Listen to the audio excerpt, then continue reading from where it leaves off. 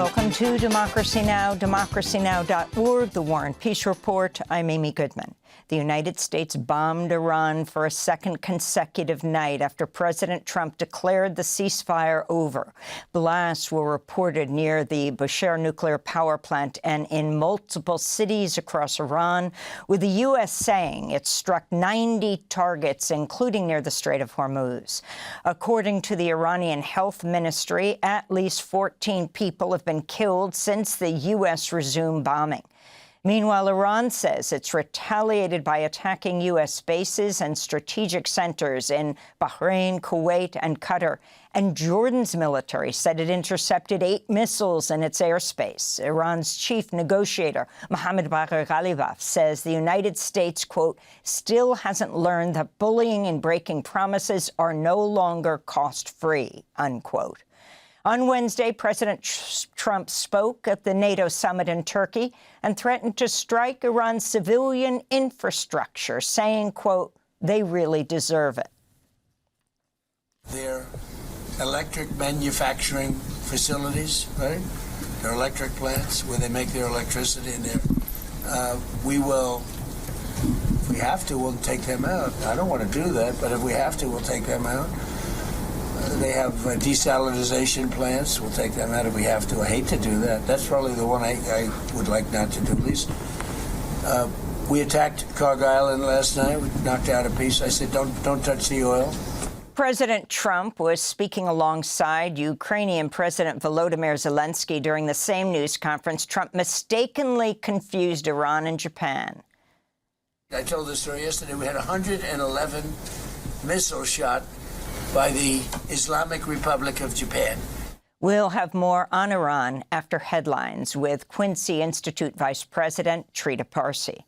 The body of Iran's Supreme Leader Ayatollah Ali Khamenei is being laid to rest today at a shrine in the city of Mashhad. It's the culmination of a multi-day funeral procession that's drawn millions of mourners, including foreign dignitaries and at least 8 heads of state. On Wednesday, massive crowds joined funeral processions in Iraq's holy cities of Najaf and Karbala for Khamenei, who was killed in a U.S.-Israeli airstrike on February 28th, along with his daughter, son-in-law, daughter-in-law, and 14-month-old granddaughter. Israel's continuing its attacks on southern Lebanon with reports of heavy bombings in the town of Tebbi. On Wednesday, Lebanon's national news agency reported 2 men were killed in an Israeli drone strike in Nabatea, Israel's latest violation of its ceasefire deal with Lebanon. This follows an Israeli strike on Monday that killed 4 people, including public school principal Esperanza Gandor and her mother. Gandor had returned to Nabatea to check on repairs at her war-damaged home following months of displacement when Israel bombed her vehicle. In Gaza, health officials report at least 9 Palestinians have been killed by Israeli airstrikes and gunfire over the last 24 hours. Among the victims, Ahmad Nasser Salim, a driver who was delivering food for the U.S.-based nonprofit World Central Kitchen. In Khan Yunis, an Israeli missile hit a tent for displaced people in the Al-Mawasi area, killing at least 4 people, including a 10-year-old child. One survivor said he was asleep when the strikes hit. We were staying in the tents on the understanding that this area was safe and people live in tents. By God, I was asleep when suddenly a missile struck. We came here and found the impact. There were martyrs and wounded. People were carrying them to ambulances and they loaded them onto carts and took them all to the hospitals. A friend of mine, whose tent was next to mine, was injured, and his mother was injured too. Meanwhile, human rights groups say a photo apparently taken by an Israeli soldier and shared on social media corroborates widespread reports of torture. The image shows a man stripped to his underwear, blindfolded and bound face down to a pole with his arms tied painfully behind his back. The soldier captioned the photo, "Good morning," in Hebrew, and later deleted the post. On Wednesday, Amnesty International appealed to U.S. Secretary of State Marco Rubio, asking him to secure the immediate and unconditional release of Dr. Hussam Abu Safia. The prominent Palestinian pediatrician, director of Gaza's Kamal Adwan Hospital, has been held by Israel without charge since his abduction by Israeli troops 18 months ago. Amnesty says Abu Safiya faces an imminent threat to his life due to torture and medical neglect by his Israeli captors. It's calling on the State Department to bring the U.S. into compliance with the Leahy Law, which prohibits U.S. financial or military aid to foreign security forces that commit gross human rights abuses. To see our coverage of Dr. Abu Safiya, go to democracynow.org. Russian missiles and drones rained down on Ukraine's biggest cities overnight. Officials in Kyiv report 3 people were killed and several others injured. Among civilian sites hit was a 25-story residential high-rise. Elsewhere, Russian strikes killed 4 people in Odessa and 3 others in Kharkiv. Dozens were injured by the bombings. Elsewhere, Ukraine's military said its drones attacked 3 more Russian oil refineries, along with pipeline pumping stations and Russian tankers operating in the Black Sea. Ukraine's attacks on Russian energy sites have triggered acute fuel shortages. On Wednesday, the Kremlin announced a ban on diesel exports to support the domestic fuel market. Meanwhile, Ukrainian President Volodymyr Zelensky held a series of high-level meetings at the NATO summit in Ankara on Wednesday, including with President Trump, who said the U.S. plans to license Patriot missile technology to Ukraine. Trump also said the U.S. would support Ukraine's efforts to strike deeper inside Russian territory. Russia's foreign ministry denounced the decisions made at the NATO summit, saying they could lead to a catastrophe. At one point, President Trump called Zelensky President Putin. In Maine, Democratic Senate nominee Graham Plattner has suspended his campaign following a report he raped a former girlfriend in 2021. In recent days, most of Plattner's most high-profile supporters withdrew their endorsements, including Senators Bernie Sanders and Elizabeth Warren, as well as Congressmember Ro Khanna. Democrats had been hoping the populist Marine veteran and oysterman would unseat Republican Senator Susan Collins in November. In a video message posted Wednesday night, Plattner denied the rape allegations, said it was part of an effort to crush his campaign. We live in a political system that is not built for normal people. It is a system that is built structurally to make sure that movements like ours cannot flourish. That if they begin to succeed, they can be crushed.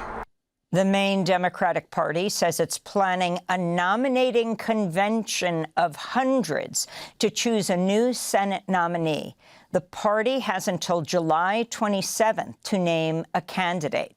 Possible senatorial contenders include Maine Governor Janet Mills, Maine Secretary of State Shanna Bellows, and Dr. Nirav Shah, a public health official who led Maine's response to COVID, as well as progressive Troy Jackson, a lifetime logger and former president of Maine's state Senate. In other Senate news, questions continue to swirl about Kentucky Senator Mitch McConnell's health. He's been hospitalized since June 14th. McConnell heads the Senate Defense Appropriations Subcommittee and is the former Senate Majority Leader. McConnell is set to retire after his term ends in January. On Wednesday, Kentucky's Democratic Governor, Andy Beshear, sent a letter to Senator McConnell demanding he provide a health update. Meanwhile, McConnell's wife, Elaine Chao, the former U.S. Labor and Transportation Secretary, has returned home from a trip to China. She had faced criticism for remaining in China after McConnell was hospitalized. In a statement, she wrote, quote, "The senator's health did not warrant an immediate return to the U.S.," she said. A federal judge has ruled that E. Jean Carroll can collect $5.8 million from President Donald Trump. The money has been held in escrow since a jury found Trump sexually abused and defamed her. The judge's ruling comes a week after the U.S. Supreme Court declined to hear Trump's appeal of the verdict. E. Jean Carroll had sued Trump for sexually assaulting her in a department store dressing room in the 1990s. The family of Lorenzo Salgado Araujo is demanding an independent investigation into his death. The Mexican father was fatally shot in Houston, Texas on Tuesday by an ICE agent who was driving an unmarked vehicle. Lorenzo Salgado Araujo had lived in the United States for decades and was driving a construction crew to a job site. His son Ronaldo spoke Wednesday. He did not deserve to die. He did not deserve to be reduced to a headline of Mexican man shot and killed by ICE. He deserved to live a quiet life as Lorenzo Salgado Araujo, a husband, a father, and a job creator for dozens of men who also wanted the American dream. That's right. I would be doing his memory a disservice if I didn't recognize the other 3 men who were with him, one of which was my uncle. All 3 men were rounded up. I have not heard from them. We'll go to Texas for more on the story later in the broadcast. In Tennessee, a DEA agent shot and killed a man at a Memphis motel Wednesday as members of a federal task force attempted to serve him an arrest warrant. The U.S. Marshals Service alleges the suspect had pointed a gun at agents. The victim has not been identified. It's the 4th deadly shooting by agents with the Trump administration's so-called Memphis Safe Task Force, which includes members of the Tennessee National Guard and officers from more than a dozen federal agencies. On Monday, 2 National Guard soldiers fatally shot 20-year-old Tyron Johnson as he was being pursued by Memphis police. His family's demanding video evidence corroborating the police claims that Johnson first attempted to fire a gun at the soldiers. Just weeks earlier, a Homeland Security special agent shot 25-year-old Jonah Neal in his Memphis home. Neal's family had called 911 to report he had a gun and was threatening to harm himself. He was pronounced dead at the scene. And on May 13th, the DEA agent fatally shot 41-year-old Darren Pegram as he worked his shift at a Memphis Burger King. Authorities say the officer opened fire after Pegram reached into his waistband for a gun. His family says he was unarmed and shot in the back. And a former Wisconsin County judge has been spared prison time after she was convicted in federal court of obstructing federal agents from arresting an undocumented immigrant. Hannah Dugan was accused of helping the immigrant leave her courtroom in April 2025 to avoid arrest by agents waiting in the hallway. Instead of serving prison time, former Judge Dugan was fined $5,000. And those are some of the headlines. This is Democracy Now!, democracynow.org, The War and Peace Report. I'm Amy Goodman. Thanks for watching Democracy Now! On YouTube. Subscribe to the channel and turn on notifications to make sure you never miss a video. And for more of our audience-supported journalism, go to democracynow.org, where you can download our news app, sign up for our newsletter, subscribe to the daily podcast, and so much more.